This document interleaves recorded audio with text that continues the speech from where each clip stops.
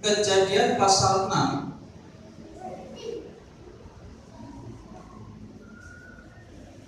ayat 8, satu ayat saja. Kejadian pasal 6 ayat 8, yang sudah ketemu katakan amin. Amin. Kita baca bersama-sama, nggih. Cuma satu ayat saja.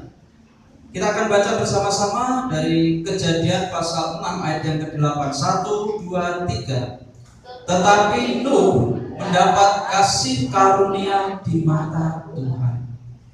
Firman Tuhan pada pagi hari ini saya berikan judul atau tema kita, dirancang untuk membuat Allah tersenyum. Selama ini kira-kira kita sudah membuat Allah tersenyum apa belum ya? Nanti kita akan tahu jawabannya. Seperti tema besar kita ya, hidup yang digerakkan oleh tujuan. Rupanya Allah punya tujuan untuk apa kita ini diciptakan. Salah sekian banyaknya adalah kita itu diciptakan, kita dirancang untuk membuat Allah tersenyum. Lalu apa kaitannya dengan firman Tuhan ini? Bapak Ibu Saudara dikasih Tuhan, dari kejadian ini silakan perhatikan kurang besar ya. Ini terjemahan baru yang ada di dalam Alkitab Bapak Ibu Saudara dan saya. Tetapi Nuh mendapat kasih karunia di mata Tuhan. Di dalam terjemahan yang lain Bapak Ibu Saudara yang kasih Tuhan, bahasa Indonesia sehari-hari, tetapi Nuh menyenangkan hati Tuhan. Kira-kira kalau hati Tuhan itu senang dengan perilaku manusia, senyum nggak? Ketika Bapak Ibu Saudara jarang, hatinya dibuat senang oleh anaknya, dibuat bahagia oleh anaknya, tersenyum enggak? Ini gambarannya. Gambaran ketika Allah mengungkapkan sukacita, mengungkapkan kebahagiaannya, mengungkapkan rasa senangnya melalui tersenyum. Nah, saudaraku yang dikasih Tuhan, belajar dari Nuh. Ini ada 2 seri. Berarti minggu depan kita masih tetap belajar dengan tema yang sama, dirancang untuk membuat Allah tersenyum. Karena ada 5 poin. Kalau 5 poin dibahas dalam satu minggu ini, maksudnya dalam ibadah ini, saya takutnya kelamaan. Saya tuh khotbah 25 menit itu sudah dikeliriki sama istri. Nah, gitu. Karena takutnya kelamaan. Kalau udah kelamaan, takutnya nanti fokusnya sudah buyar. Jadi dikit-dikit saja, yang penting masuk ya. Yang penting ini bisa diterapkan. Senyum. Senyuman Allah adalah tujuan hidup kita. Kira-kira kita senang enggak kalau apa yang kita lakukan, apa yang kita kerjakan, apa yang kita perbuat ini membuat hati Allah senang, membuat Allah tersenyum? Senang enggak? Memang butuh perjuangan. Kalau kita saja untuk membahagiakan orang lain, kita perlu perjuangan. Tetapi Allah akan sangat menghargai perjuangan itu, dan akhirnya Allah akan memberikan reward. Apa rewardnya? Tersenyum. Senyuman Allah adalah tujuan hidup kita. Karena menyenangkan hati Allah adalah tujuan pertama hidup ini, maka tugas terpentingnya adalah menemukan bagaimana melakukannya. Artinya apa? Artinya kita sudah tahu bahwa apa? Senyuman Allah, membuat Allah tersenyum itu tujuan kita. Lalu apa yang akan kita lakukan? Piye carane? Bagaimana kita bisa menemukan cara untuk membuat Allah itu tersenyum? Kurang lebih seperti itu. Nah, kita lihat pada zaman Nuh. Pada zaman Nuh, seluruh dunia rusak secara moral. Kalau berbicara moral berarti berbicara tentang bagaimana manusia ini hidup di dunia. Tingkah lakunya, perbuatannya itu berbicara tentang moral.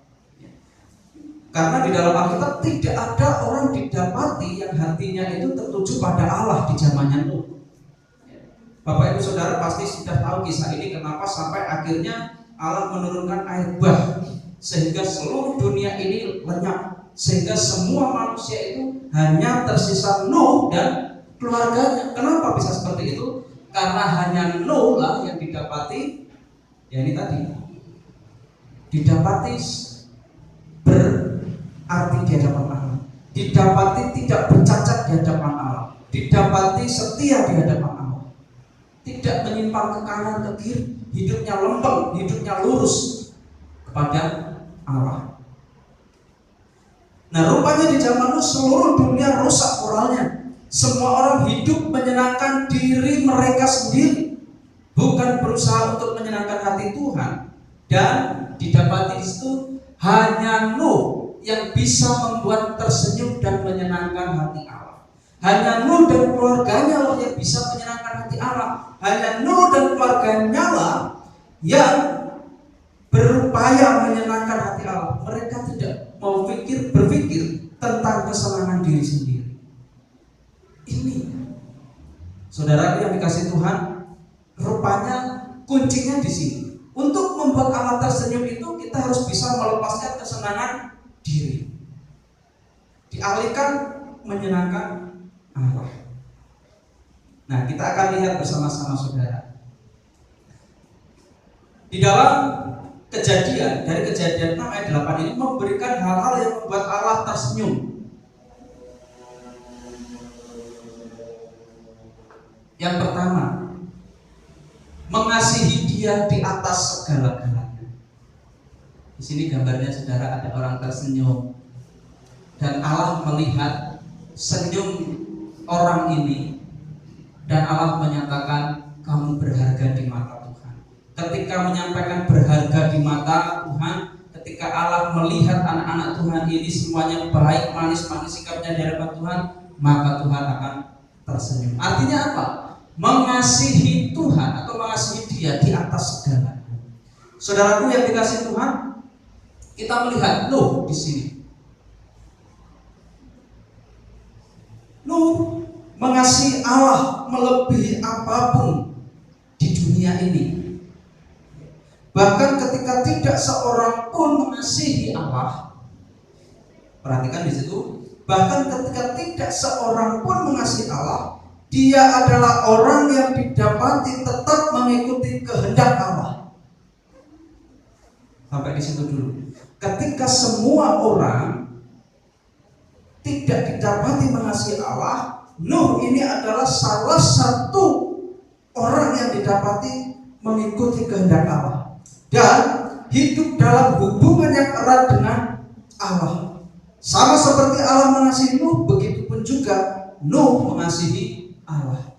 Saudara dikasih Tuhan, kita bisa bayangkan di dunia pada zamannya Nuh tidak ada seorang pun yang mengasihi Allah di luar Nuh ya, di luar keluarga.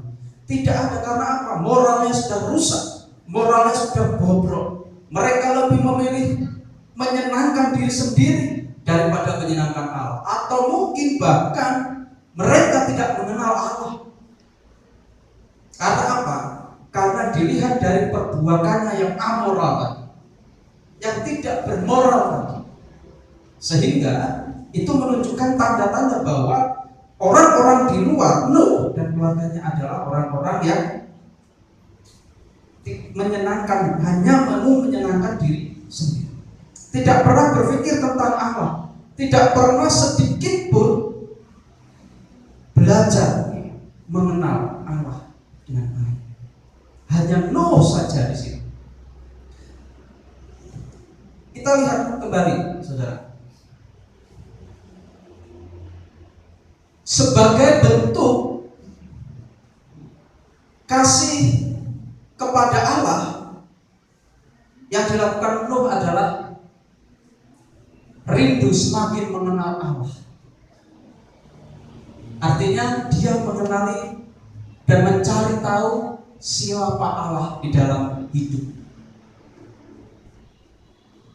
Kemudian sebagai bentuk kasih kepada Allah yang dilakukan Nuh, rindu menghabiskan waktu dengannya. Artinya apa? Ada satu persekutuan yang indah, ada satu persekutuan yang intim, dan itu dilakukan oleh Nuh serta keluarganya. Hubungan itu adalah hubungan yang intim antara Nuh dan keluarganya dengan Allah. Perhatikan saudara di sini. Dan ketika ini dipertanyakan di dalam diri kita, saudara, apakah kita sudah memiliki pengenalan yang baik akan Allah. Artinya apa? Kita bisa tahu siapa Allah di dalam hidup kita. Saudara bisa mengetahui siapa sih Allah di dalam hidup saudara? Atau seberapa sering kita memiliki kerinduan untuk bertemu dengan Allah? Seberapa sering kita memiliki kerinduan? Ini adalah bentuk kasih, bahwa mengasihi Allah di atas segala-galanya. Rindu semakin mengenal Allah. Kerinduan kepada Allah semakin hari semakin rindu, semakin hari semakin rindu.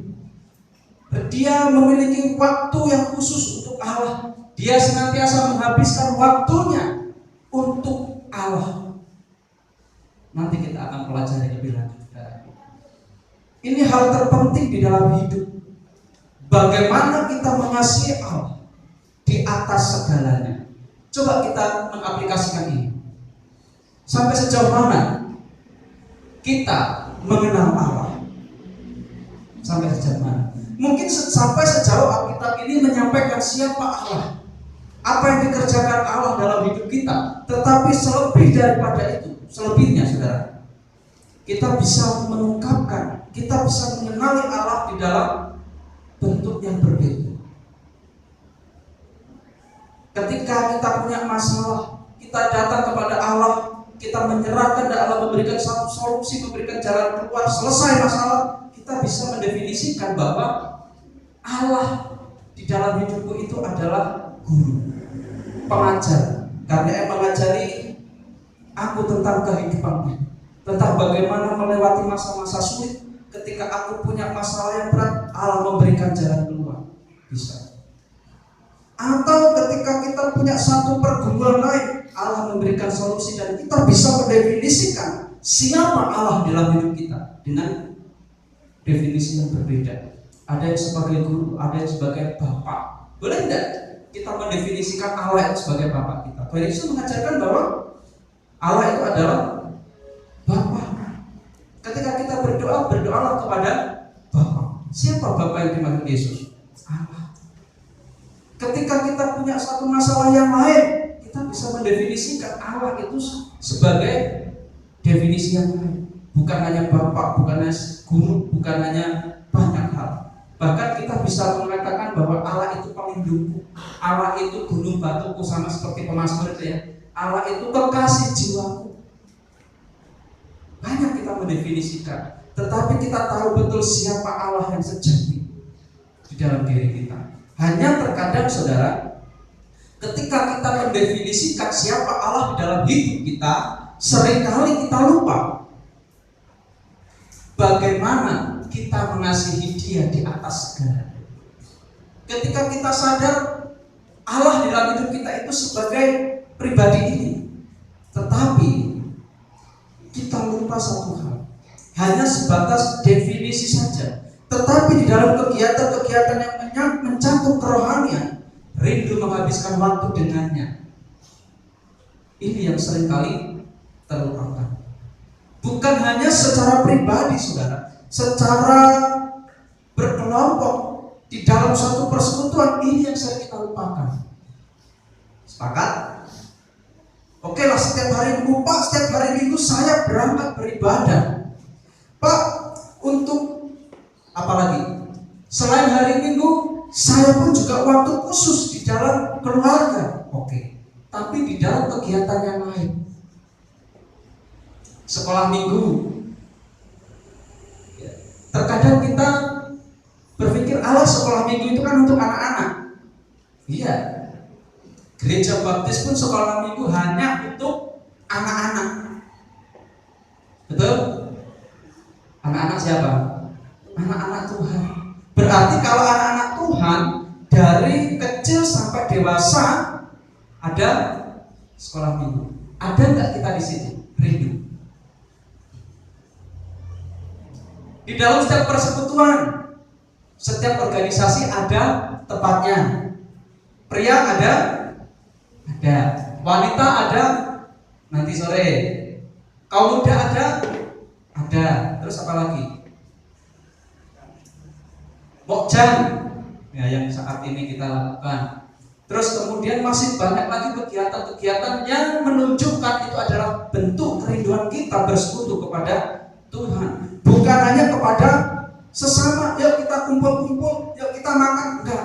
Tetapi ketika kita menghadiri persekutuan itu, berarti kita menghadiri persekutuan dengan Allah. Firman Tuhan mengatakan, di mana ada 2 orang berkumpul dalam namaku, aku hadir. Loh, enggak ada.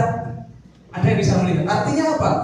Artinya ketika ada satu perkumpulan di situ, hadirat Allah itu ada di situ. Kita secara tidak langsung bertatap muka dengan Allah dalam satu persekutuan yang indah. Berarti ini mewakili ada kerinduan, aku mau bersekutu. Aku mau persekutuan karena ada hadirat Allah di situ. Karena bertemu dengan sesama, saling menguatkan, dan yang paling penting di situ adalah hadirat Allah sungguh-sungguh nyata kita rasakan. Ada penghiburan, ada kekuatan di dalamnya, ada saling mendoakan, saling menghiburkan, saling menguatkan, dan lain sebagainya. Di dalam sehari, apalagi di Mokjang ya, semuanya lengkap di situ kalau Bapak Ibu Saudara mau memperhatikan. Sebagai penegasannya saudara, itu yang perlu kita lakukan saudara. Mengasihi Dia di atas segalanya perlu ada kerinduan yang semakin mengenal Allah, menghabiskan waktu dengan Allah. Mengasihi bukannya sebatas kata-kata, aku mengasihi Allah, mengasihi Dia di atas segalanya, tidak. Kasih dalam perbuatan harus nyata, baik kepada Allah maupun sesama. Oke lah, mengasihi sesama kita tidak diragukan, tapi mengasihi Allah. Satu contoh bagian yang kedua, rindu menghabiskan waktu dengan Allah. Benar nggak di dalam persekutuan kita ada di situ? Saudaraku, ini yang akan menjadi aplikasi yang akan kita terapkan selama Senin, Minggu, Senin, Selasa, Rabu, Kamis. Dan Kamis kita akan bagikan betapa indahnya kita memiliki kerinduan untuk mengenal Allah. Betapa indahnya kita membagikan ada satu kerinduan untuk menghabiskan waktu dengan Allah. Gitu enggak di Mokjang? Ada sharingnya enggak? Ada ya? Bagaimana di dalam kehidupan selama kurang lebih 4-5 hari ini ada yang bisa dibagikan. Kemarin saya bagikan di kelompok. Pas kebetulan seperti yang disampaikan oleh Pak Pendeta Daniel. Firman Tuhan itu minggunya, siangnya saudara, saya mengalami. Saya saksikan ya di Mokjang bahwa apa? Perlu ada ketegasan. Kalau khotbahnya tentang Sakeus ya, Sakeus itu ada usaha untuk melihat Yesus. Bukan hanya sekedar usaha, tetapi integritas pun juga dinyatakan di situ. Artinya apa? Saudara, saya mau saksikan. Hari Minggu saya ditilang polisi. Ini hal yang sangat memalukan karena apa? Setiap hari lewat di situ. Perempatan apa? Gendengan Penumping. Nah itu kan kalau dari flyover lurus kan nggak boleh mobil. Sudah ada tandanya mobil dicoret. Saya 12 saudara. Wedir disemblit nggak dengar. Lalu baru sadar itu sudah nyebrang. Loh, lah kok mobil dilarang? Ya udah akhirnya belok ke Hokabeto ya, di situ ya ada ya. Hokabeto benar begitu berhenti polisi nyamperin. Selamat siang Bapak dan lain sebagainya, bisa lihat surat-suratnya. Wah, pakai iki. Akhirnya saya kasih, ikut saya ke pos sebentar, oke saya parkir, saya ke pos, ditanya, Pak mau kemana? Mau ke Hokabeto. Untungnya saya tengok ke situ. Namun tidak tahu kalau ada rambunya, Pak. Maaf saya tidak tahu. Memang saya tidak tahu. Tahu-tahu di situ sadar-sadar itu sudah di seberang jalan. Ini nggak boleh ini. Lalu kemudian jenengan dari mana? Saya dari Boyolali. Nah jadi ya ke Boyolali. Iya katanya Pak, aku betina yang lewat ini. Ditilang, mau ditilang. Nah saudaraku, satu hal yang mau saya sampaikan di sini adalah gini. Polisi itu, ini ada keluarga polisi kan? Polisi itu menyampaikan gini. Nah ini mau gimana Pak? Mau diurus di sini? Apa di pengadilan? Saya sampaikan, Pak, silahkan ditilang karena saya salah. Saya bilang gitu.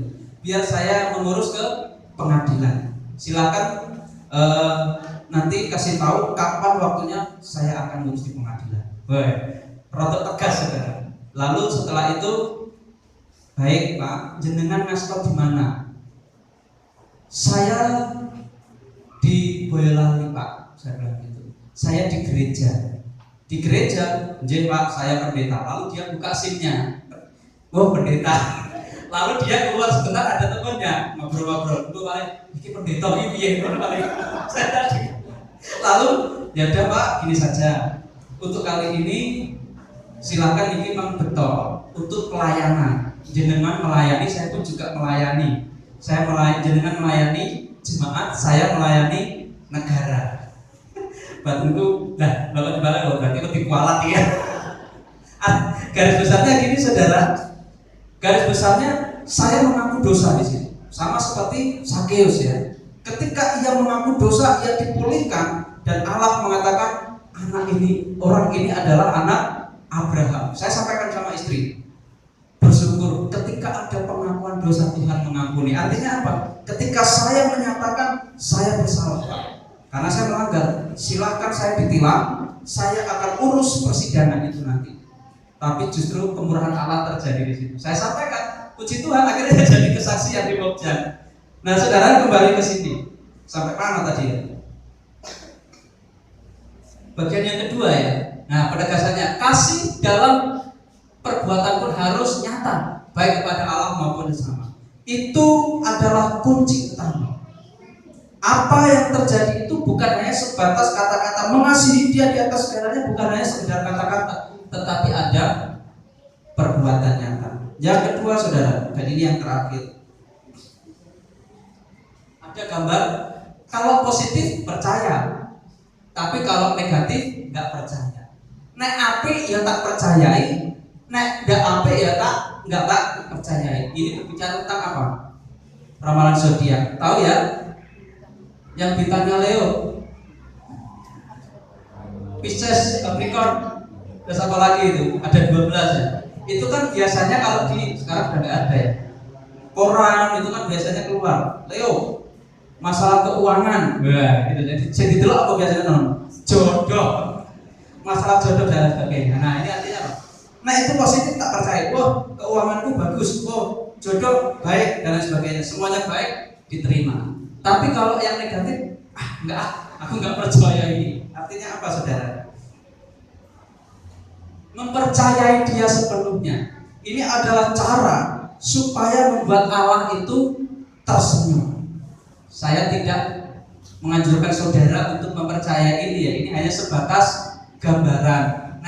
Nek ape tak percaya, nek ape nggak tak percaya. Artinya apa?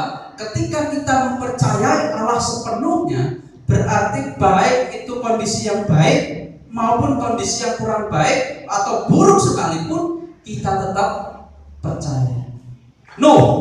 Masih kita lihat Nah, alasan Nuh menyenangkan Allah adalah karena ia mempercayai Allah sepenuhnya.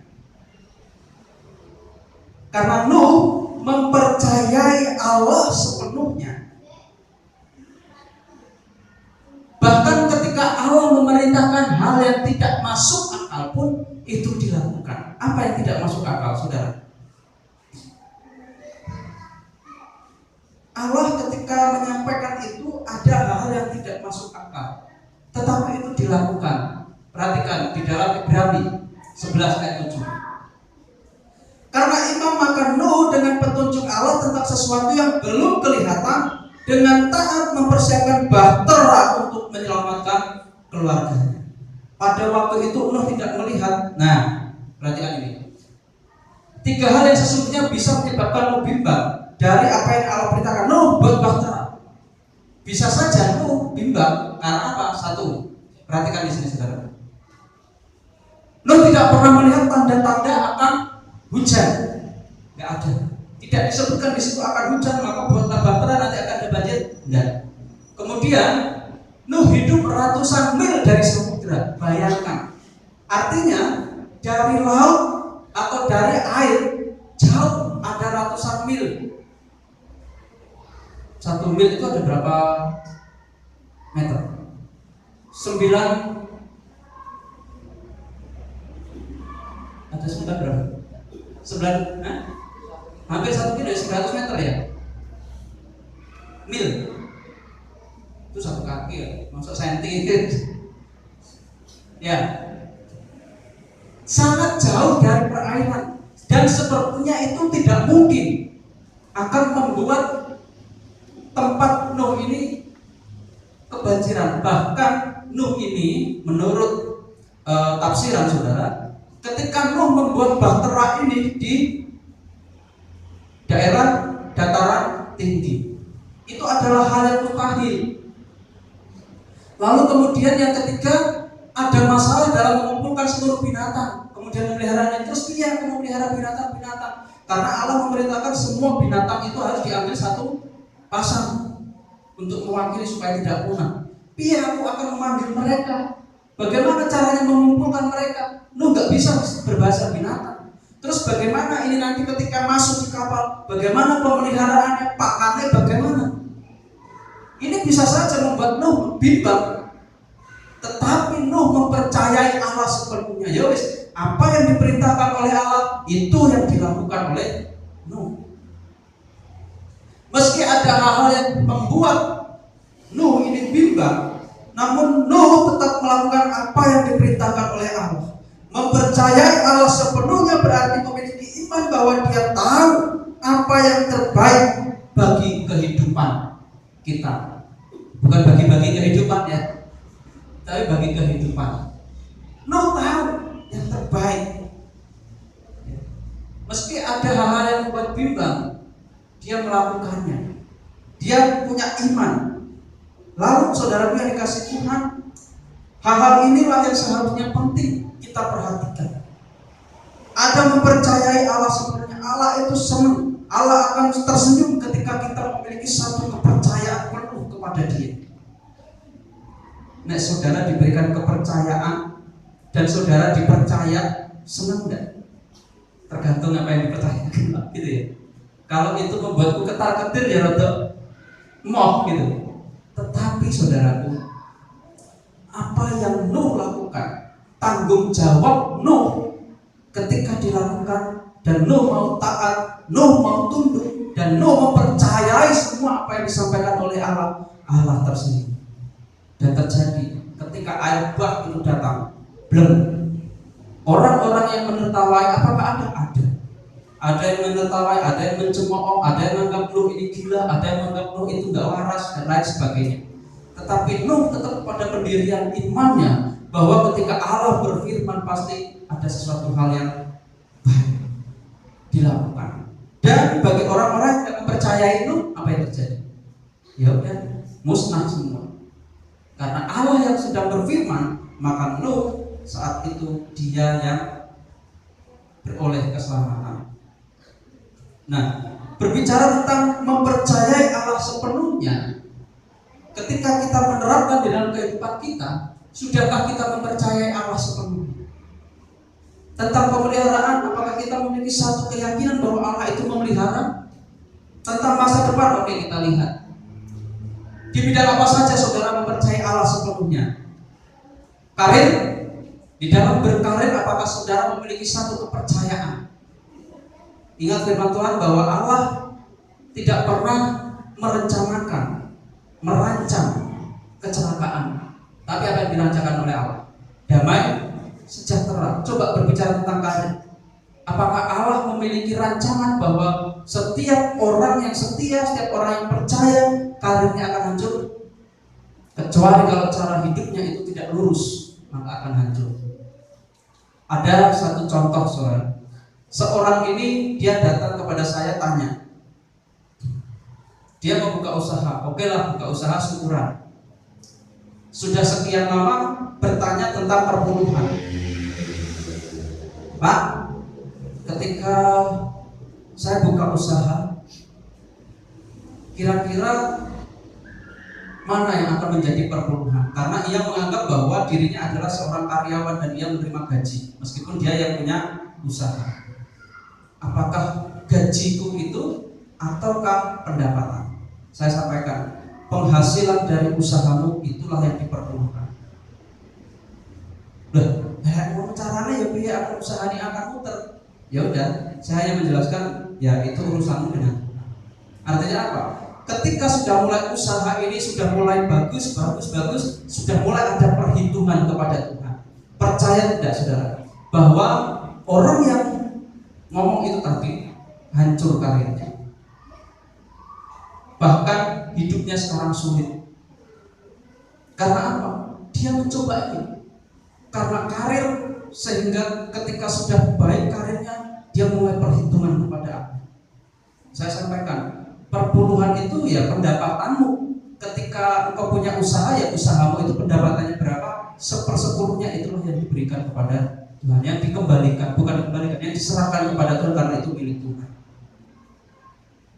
1 kali, 2 kali, oke. 3 kali sudah mulai perhitungan dan hancur. Kalau Tuhan jahat, bukan jahat, kita saja yang serakah, kan gitu. Pekerjaan, apakah pekerjaan itu kita percayakan kepada Allah? Apakah kita mempercayai Allah sepenuhnya melalui pekerjaan? Berarti ini minggu lalu ya, ketika kita diberikan kepercayaan, lakukanlah yang terbaik. Seperti untuk Tuhan, ini pengabdiannya. Ini adalah penyembahan. Ketika kita bertanggung jawab atas pekerjaan, maka pasti akan ada hal besar yang akan Allah percayakan. Studi, yang sekolah, perhatikan sampai sejauh mana engkau mempercayai dia sepenuhnya dalam sekolah. Percayakan engkau di dalam studi bahwa Allah memberkati, menyertai, memampukan. Jangan pernah merasa bangga akan prestasi yang diraih oleh karena kemampuan, tidak. Semua itu karena Allah yang memampukan. Masa depan, masih ada yang bingung dengan masa depan, ragu dengan masa depan, besok masa depanku seperti apa? Ingat, Allah itu sudah punya rancangan untuk masa depan yang penuh pengharapan. Jangan takut, itu janji Allah bagi umatnya, sehingga tidak ada kata di mana kita tidak bisa mempercayai Allah. Berbicara tentang karir, Allah akan memberkati. Pekerjaan Allah memberkati, studi, masa depan, semua diberkati oleh Allah. Kalau lakumu lurus, kalau jalanmu itu lurus, kalau engkau hidup benar di hadapan Tuhan dan di hadapan manusia. Nah, saudaraku, ini yang menjadi aplikasi ke depan. Kira-kira di dalam karir, ketika mempercayai dia sepenuhnya, aku percaya kepada Tuhan, dan kita bertanggung jawab dalam karir, pekerjaan, studi, masa depan, apa yang akan kita dapatkan? Rewardnya apa? Ya, kita akan saksikan di Mukjizat. Yang belum terlibat Mukjizat, ikuti, rasakan berkatnya, terima berkatnya, rasakan kehadiran Allah. Perubahan akan terjadi dalam hidup saudara. Nah, kesimpulan, banyak hal yang dapat menyebabkan kebimbangan muncul dalam diri, tetapi dengan iman kita akan dapat melewati semuanya, meski harus melalui proses yang mungkin panjang. Namun percayalah bahwa kita ada di dunia ini oleh karena ada dalam rancangan Allah, dan kita dirancang untuk membuat Allah tersenyum dengan cara mengasihi dia di atas segalanya dan mempercayai dia sepenuhnya. Ingat, bagaimana kita bisa membuat Allah tersenyum? Kita akan membuat Allah tersenyum dengan cara mengasihi dia di atas segalanya. Ingat, jangan hanya berpikir mengasihi diri sendiri, jangan hanya berpikir menyenangkan diri sendiri, tapi beralihlah. Beralihlah untuk apa? Mengasihi Allah, menyenangkan Allah melalui kehidupan kita. Lalu kemudian mempercayai dia sepenuhnya. Percayalah akan dia, baik dalam pekerjaan, baik dalam karir, studi, masa depan. Percayalah bahwa Allah menyediakan masa depan yang penuh pengharapan. Amin. Kita akan tutup dalam doa. Saya mengundang pemain musik maju ke depan.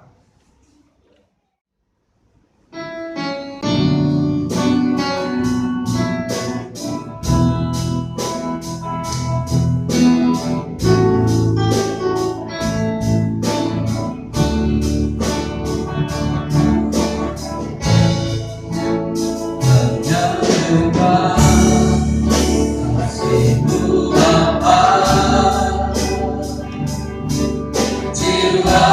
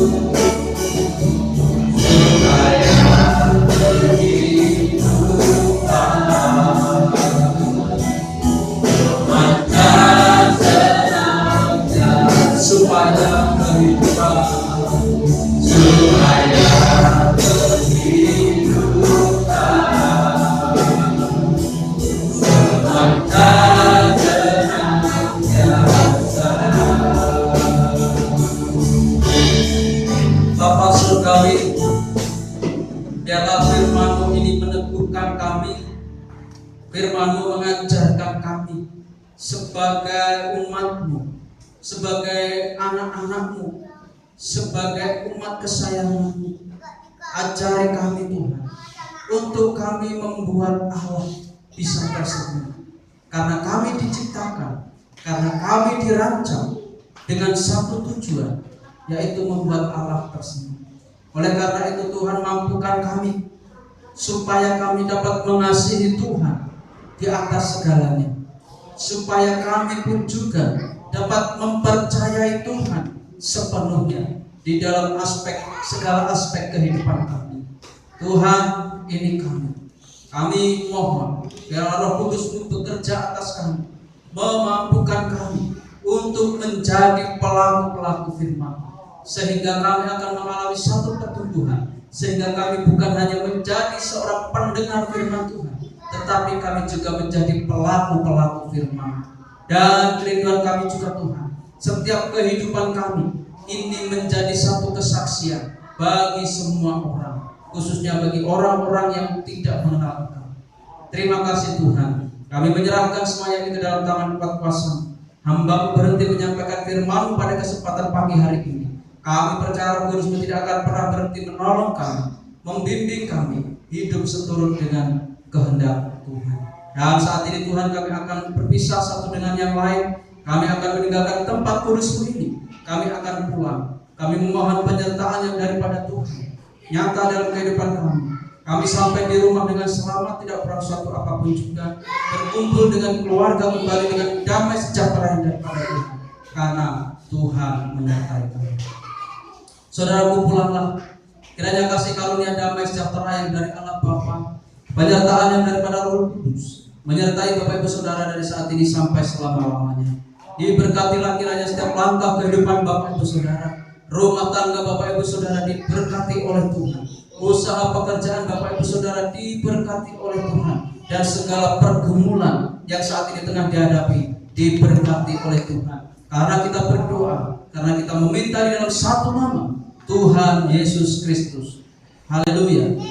Amin.